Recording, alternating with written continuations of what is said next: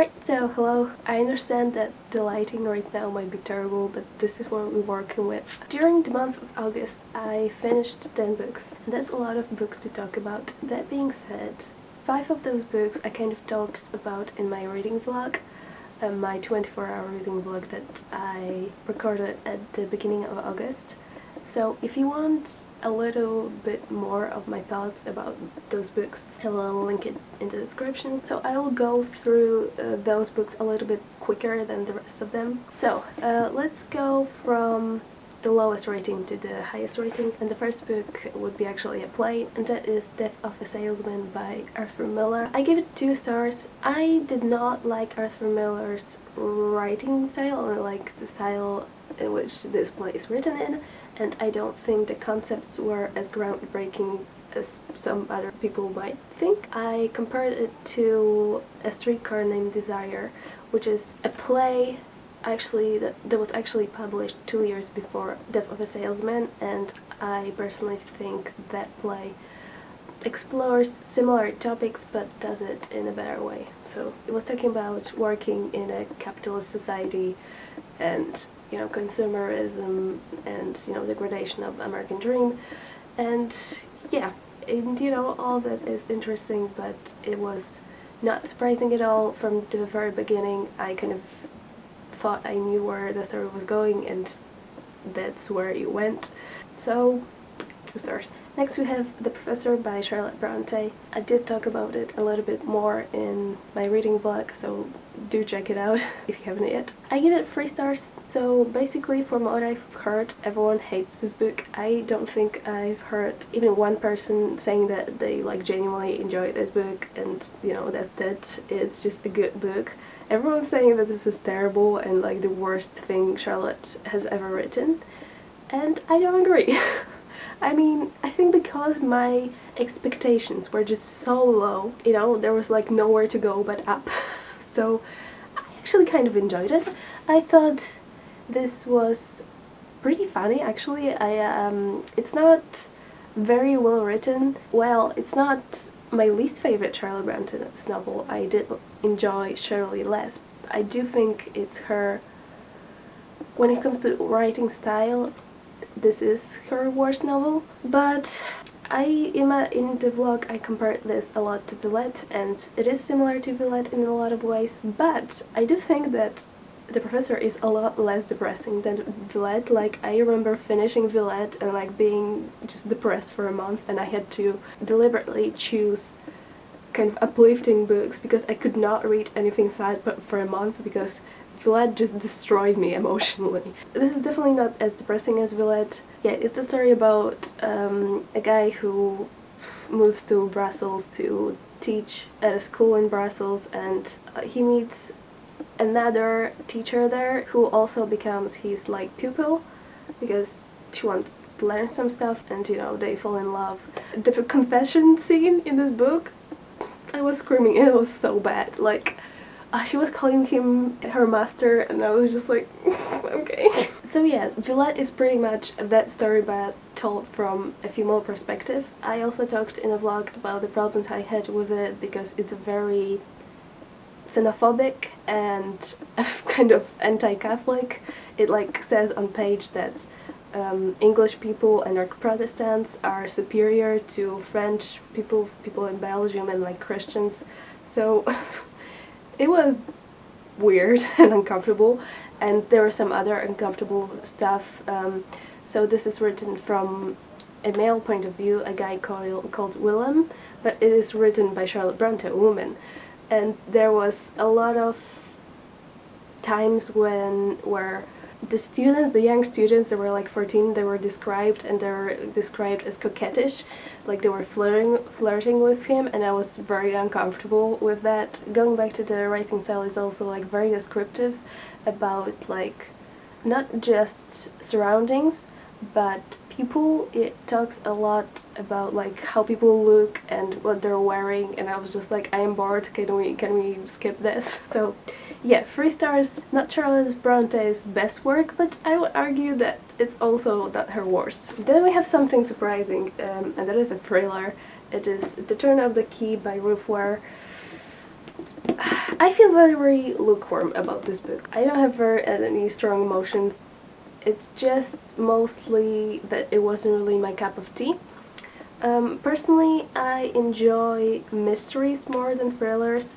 Like, I don't really care for the thrilling parts in thrillers, like, you know, the creepy houses, the creaking upstairs. I'm just like, I don't care. I care about the mystery, I care about the clues. So this just wasn't really for me. I kind of skimmed the second half of the book and read like the last 2 or 3 chapters to really understand the ending and like what was really going on. Okay, this is a book about, I don't want to spoil anything. So this girl finds an ad about being a nanny, like a live-in nanny, so like a nanny that lives in your house in like middle of nowhere in Scotland.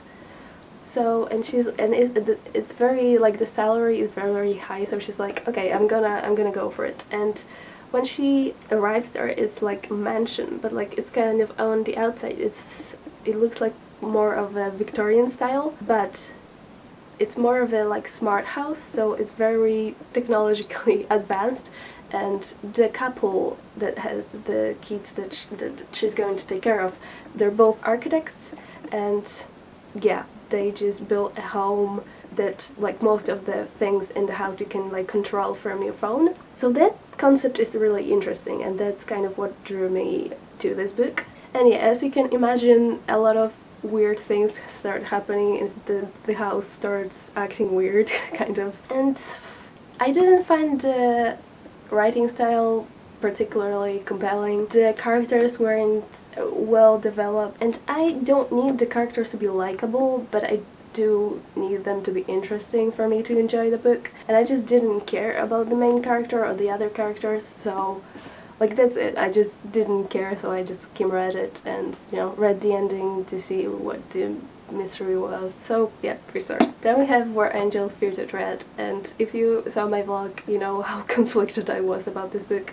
I did give it 3 stars in the end, and I have to say, it definitely reads like a debut novel. It's written by Ian Forster, by the way. You can tell that Ian Forster in this book was still trying to figure out his voice, his writing style, and I think he wanted to create complex characters, but I felt like I didn't really understand his characters and didn't understand what he wanted them to be.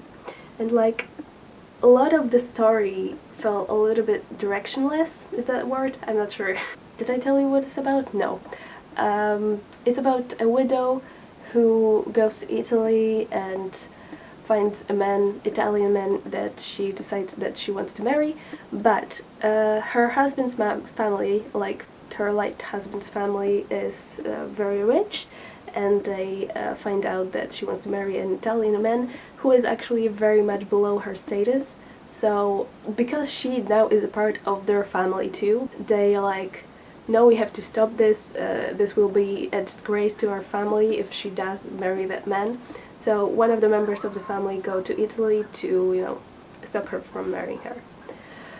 And, you know, there's a lot of interesting discussions, but yeah, it has its faults, and the second half does kind of redeem itself. The pacing is better, and there are some dramatic events and kind of revelations that you didn't really expect, I think.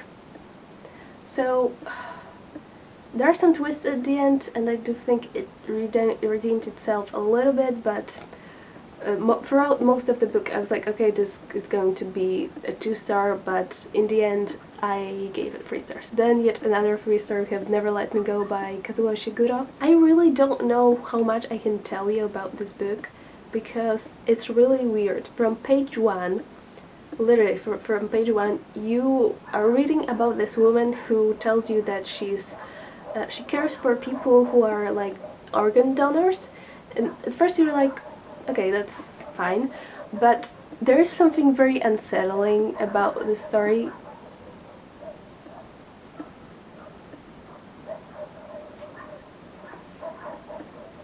There's something very unsettling about the story. She's telling you, shut up! She's telling you how she's a carer, yeah, for people who donate organs, but she's like talking about, oh, and they're still fine after their like fourth donation, and we're like, fourth donation? What do you mean? Like, so there's something off about this world from the very first page, but you don't know what. And I have to say, the first 40 pages I was so confused and I was not really into the story, so because things feel so similar but at the same time so unfamiliar and you don't know what's wrong. And I have to say, the story kind of unravels very slowly, and like you get only like little pieces here and there to like slowly like wrap your head around this world that seems like our world but like isn't exactly. And when it comes to the plot, I think this is as far as I will go. I have to say, I finished this book actually in 2 sittings. I finished it in one day, but 2 sittings, because at first I wasn't really feeling the story, but after like 40 pages I could not put this down, because you're like really interested in this world and like what's wrong with it. But I remember finishing this book and just feeling kind of empty. I will be very vague about everything when it comes to this book because I don't want to spoil anything, but basically I do like when authors leave some things kind of unsaid, but here I felt like we didn't explore the most interesting parts of this world and of this story. And like, I think all of the kind of implied philosophical and like moral dilemmas, and also like the world itself, I felt like it wasn't explored at all. And throughout the whole story it felt like we were building up to something, and the ending felt a little disappointing. I do think it's a good book for a book club because you can discuss all the implications of the existence of this kind of world, but there are only implications here, you know what I mean? Like, they're not... I think the book fails to delve into all of those interesting themes at all. But yeah, I gave it 3 stars because it is thought-provoking and I am glad that I read it, but it did left me a little bit unsatisfied overall. Oh, right. I wrote myself a note to talk about the Unhoneymooners because that is actually an audiobook, so I don't have the physical book here. So I listened to the Unhoneymooners by Christina Lauren.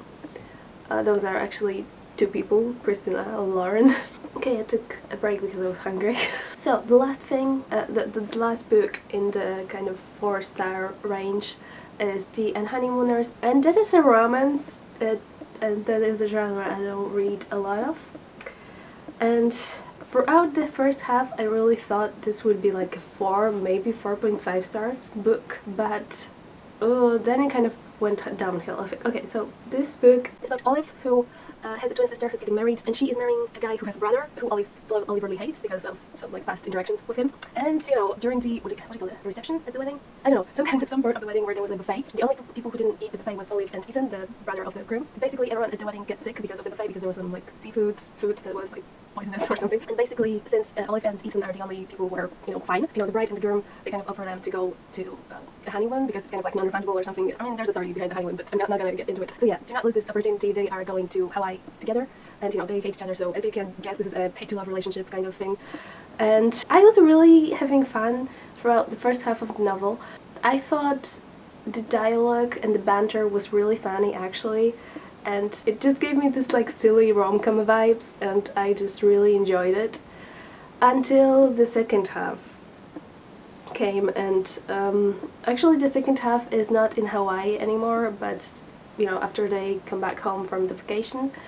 And I understand, I think it was a good idea to kind of talk about their relationship after they went back home, because you know, you can't have a fling on vacation, but circumstances kind of change when you're back at home. So there was some drama, and that drama made me feel really conflicted because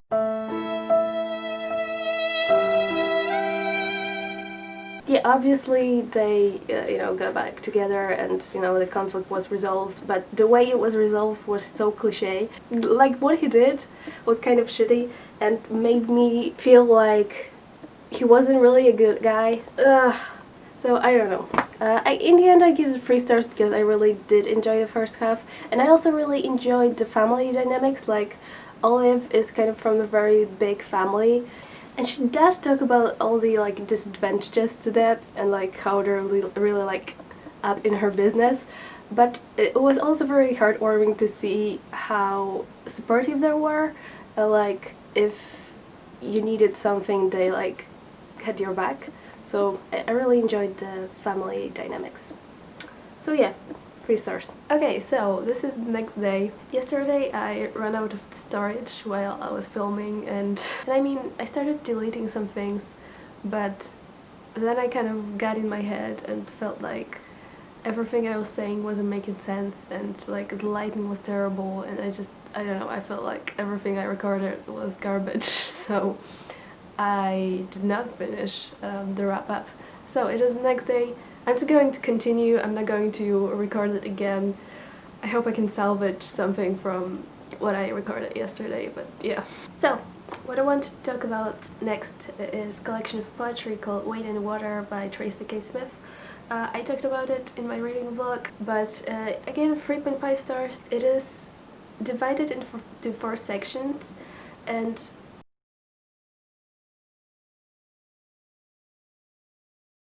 yeah, overall I really like the second section with black soldiers in the 19th century in America, writing letters to kind of seek compensation for, like, you know, fighting in the Civil War.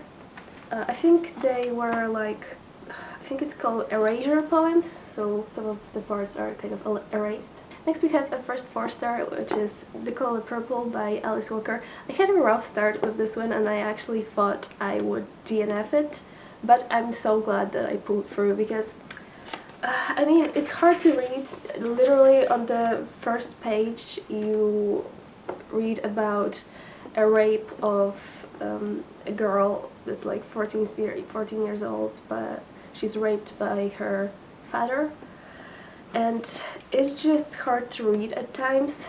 It's written as letters, at first to Gab, then it kind of changes halfway through. And yeah, it was not only hard to get through because of the topics, but also because of the narrative style. It is written as letters, but it's also written in a kind of slang. I don't know how to describe it, but basically the girl that we are reading from, she's not very well educated, and like the way she writes is kind of how she would speak. So I found it kind of hard to understand, but I actually switched after a few chapters to an audiobook, and that really helped me to kind of understand what was being said. And yeah, I really enjoyed the second half. I really loved how strong the women in this story were, and how they were kind of helping each other despite their differences. And yeah, there's also a female like storyline in this, and yeah, I really enjoyed it. Okay, so I will talk about the last 2 books pretty quickly, because I'm sure I'm not the only one, but like when it comes to like 2, 3 stars where I have some like critique on those books, I find it easier to talk about them than books that I actually really enjoyed. But when it comes to like 4.5, 5 stars, I'm just like, they were great. Like, what else do you want me to say? So I have one 4.5 star, and that is Slaughterhouse 5 by vonnegut. This is a huge surprise for me, but I don't know why I thought like modern classics written between like 1940s and 1960s. When was this written? Actually, probably 1960 something. Yeah, 1969. Okay, so modern classics written between 1950s and 1970s were not written by white men, or just like not for me. But this was actually so fun, and it was so meta. I cannot like even begin to explain to you how weird this book was, because literally the first chapter is Vonnegut. Like, it's not a prologue or anything, it's not like a note from an author, it's literally the first chapter of the book where Vonnegut talks about writing this book, and like pretty much tells you that this is like semi-autobiographical. Like, literally the first 2 sentences are, all this happened, more or less. The war parts, anyway, are pretty much true. So he actually not only comes in as an author in the first chapter, but actually throughout the story he kind of comments on some events. And also, like, the story itself, it's an anti-war story, but it's also a story about aliens and like time traveling. It's just so weird because the main character kind of travels kind of both back in time and then back to the future. Does that make sense?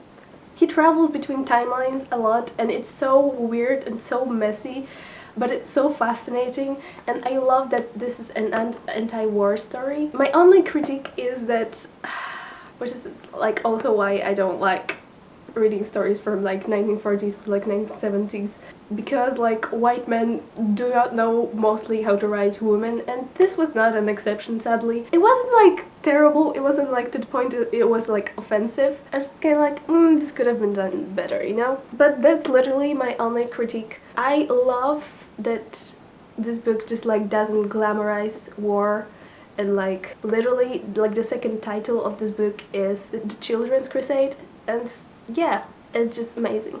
So I'm really looking forward to reading other books by Vonnegut. And lastly, we have a graphic novel, actually, which I also read during my reading blog, and I gave it 5 stars. This is the first volume. It talks about John Lewis's fight for civil and human rights in like 1950s, 60s, and this volume talks about him meeting his childhood first, and then like meeting Martin Luther King, and then talks about the sit-in protest that took place in 1960s. And I thought that, because a lot of the time when I'm reading a graphic novel, it's either like, oh, I love the story, but I wasn't like keen on the artwork, or I love the artwork but the story wasn't really my thing.